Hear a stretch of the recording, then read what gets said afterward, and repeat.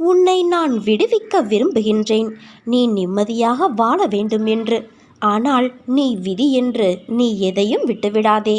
தொடர்ந்து போராடு. உன்னோடுதான் உன் சாயப்பா நான் இருக்கிறேனே.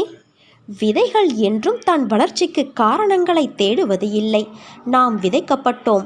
எல்லா தடைகளையும் கடந்து ஒரு நாள் மரமாக உருவெடுப்போம் என்ற நினைவுதான் அது வளர்ந்து நிற்க காரணம். அதே போல தன்னை போல இன்னொரு மரம் வளரவும் வழி செய்யும். அதை போல நீயும் வளர்வாய்.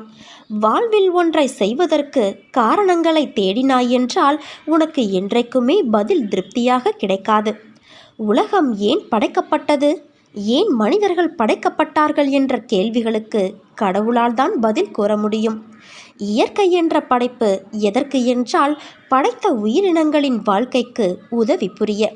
இதற்கு உன்னால் பதில் கூற முடியும். காரணம், ஒன்றை